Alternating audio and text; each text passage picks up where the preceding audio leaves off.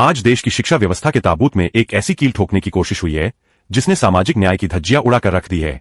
सवाल सिर्फ एक नियम का नहीं है, सवाल उस घिनौनी मंशा का है जो तय करती है कि इस देश में सिर्फ साहब का बेटा ही बड़े स्कूल में पढ़ेगा या एक गरीब का बच्चा भी डॉक्टर और इंजीनियर बनने का सपना देख पाएगा।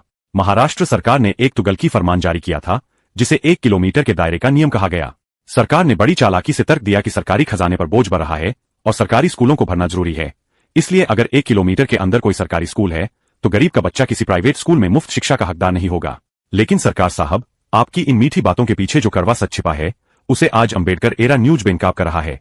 असलियत यह है कि सरकार के पास मंत्रियों के बंगलों और करोड़ों के विज्ञापनों के लिए तो पैसा है, लेकिन जब गरीब के बच्चे की पढ़ाई के लिए प्राइवेट स्कूलों को फीस भरने की बारी आती है तो आपकी तिजोरी खाली हो जाती है।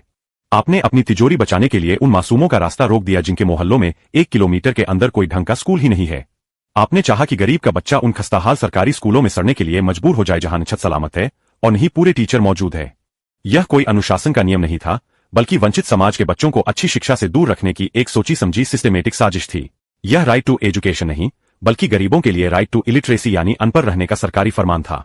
इसी मुद्दे पर वंचित बहुजन आघाड़ी के युवा नेता राजेंद्र पाटोड़े जी ने दहाड़ते हुए सरकार को आईना दिखाया है। पाटोड़े जी का साफ कहना है कि अगर शिक्षा को कागजों और किलोमीटर की बेड़ियों में जकड़ा गया तो यह लोकतंत्र का कत्ल होगा। संविधान ने शिक्षा का अधिकार जरूरत देखकर दिया था, दूरी देखकर नहीं। लेकिन न्याय की कुर्सी अभी सलामत है। बॉम्बे हाई कोर्ट ने सरकार के इस अहंकार पर करारा तमाचा जड़ते हुए इस नियम पर रोक लगा दी है।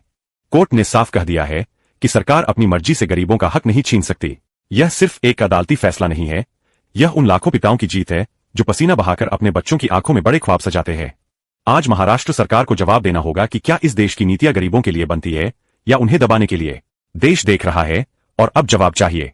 देखते रहिए अंबेडकर एरा न्यूज। जय भीम, जय संविधान।